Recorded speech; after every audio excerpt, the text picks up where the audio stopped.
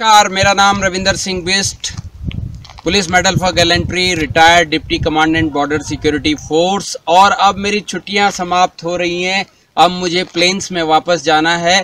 तो आज का इस मेरी छुट्टियों का आखिरी वीडियो लेकर मैं आपके सामने प्रस्तुत हूं और उस वीडियो का शीर्षक मैं आपको दिखाना चाहूँगा। पहले किस इलाके में मैं हूँ, तो मैं गगोड़सिंह पट्टी और बनेलसिंह पट्टी के बॉर्डर पर स्थित हूँ। ये पट्टी जो है कोट ब्लॉक पौड़ी गढ़वाल के अंतर्गत है, जिसमें कि मेरा मुंह पूर्व की तरफ है। पूर्व में अगर आप देखेंगे तो दूर पहाड़ी के ऊपर पौड़ी दिखाई देता है, पौड़ी शहर, और उसके नीचे आपको गगोड़सिंह की घाटी दिखाई दे रही है, जिस घाटी में अभी झील का निर्माण हो रहा है। लेकिन गुप्त सूत्रों से पता चला है कि अब इस झील को यहां से दूसरी जगह ट्रांसफर कर दिया गया है। ठीक नीचे जो गांव है नजदीक ही, यह बनेलसिंह का पूर्वी बनेलसिंह में आता है और पूर्वी बनेलसिंह का यह ग्राम घीड़ी है। घीड़ी आपको पता होगा कि पूरे देश में घीड़ी मशहूर है, क्योंकि यह हमारे national security adviser Shri Ajit Doval ji का गांव है। उनका वैसे पैतृक गांव नज़दीक ही मल्ला धरकोट है, लेकिन वो परमानेंट यहाँ पर सेटल हो गए थे और इसके बाद बाहर ही चले गए। और आज पूरा देश उनके जो कार्यकलाप हैं उनको सब जानते हैं। वो भारत के दूसरे चाणक्य हैं जो कि पूरे विश्व में नाम रोशन कर रहे हैं। उत्तराखंड का ग्राम घीड़ी का, ग्राम मल्ला धारकोट का। तो यह क्षेत्र था बनेलसिंह का, पूर्वी बनेलसिंह का पहला गाँव घीड़ी। और सामने दिखाई दे रहा है गगोड़सिंह एरिया। लौली एक गांव है, उसके साथ साथ गुमाई गांव है। गुमाई के बाद सामने जो मकान दिखाई दे रहे हैं ये मल्ला बन गांव और तल्ला बन गांव है। और यहाँ राइट साइड में आपको दिखाई देंगे ग्राम मंजेड़ा।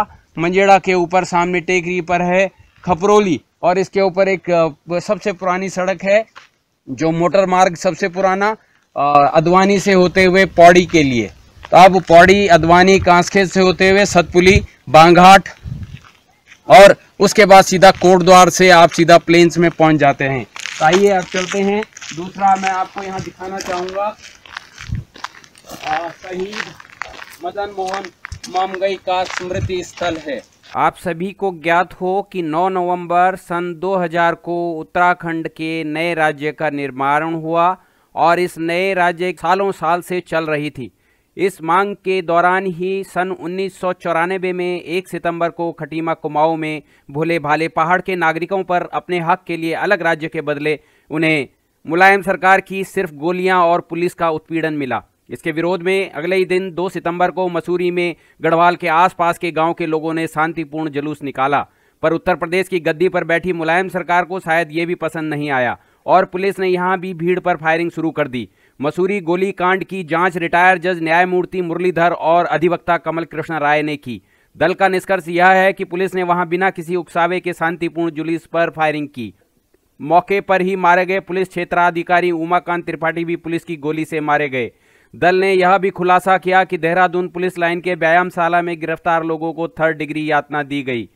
20 अक्टूबर 1994 को नवभारत टाइम्स में ही छपी संपादकीय में भी यह स्पष्ट होता है कि लोकतंत्र में इस तरह की घटना होना शर्मनाक है।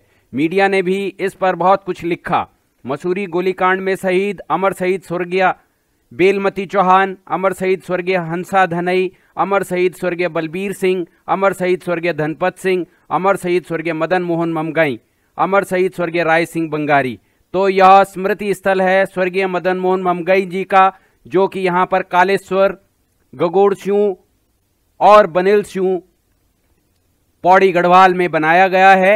मैं आपको इस स्मृति स्थल के दर्शन करवाने जा रहा हूँ। साथ ही यहाँ से जब आप इस स्थल पर आएंगे तो यहाँ पर सूर्योदय और सूर्यास्त भी इस स्थान से बहुत ही मनमोहक दिखाई देता है।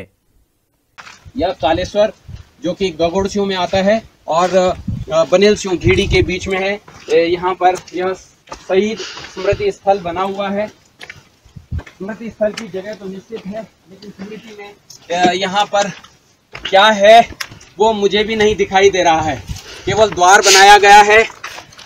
स्मृति स्थल का मतलब, मैंने जो 20 साल फोर्स में बिताए हैं, तो किसी का भी स्मृति स्थल बनाया जाता है तो जरूर वहाँ एक प्रतिमा उसकी होती है या कोई और दूसरी तरह के क्रियाकलाप होते हैं। लेकिन यहाँ पर पलायन की वजह से केवल जंगल झाड़ी ही दिखाई दे रही है। तो कोई मेरे भाई जिन्होंने ये स्मृति स्थल बनाया है वो कृपया इस चीज़ का ध्यान दें कि यहाँ पर कुछ मंगई जी की याद में उनकी प्रतिमा होती, समय समय पर उनकी प्रतिमा पे फूल आदि चढ़ाए जाते, तो यह जरूर एक स्मृति स्थल होता।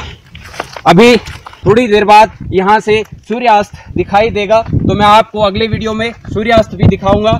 लेकिन नीचे जो घाटी है ये पूरी बनेलस्यूं पट्टी की घाटी है, जिसमें कि लगभग 30-40 गांव आते हैं जो सीधा ब्यास छट्टी तक जाते हैं। और ब्यास छट्टी से जैसे नीचे अठूल, तल्ला अठूल, मल्ला अठूल, धरकोट, तल्ला धरकोट, बडूढ़, गेंड, खोन, मंजेली, गढ़त, नकोट के भी एक माननीय राज्यसभा सदस्य नकोट से हैं।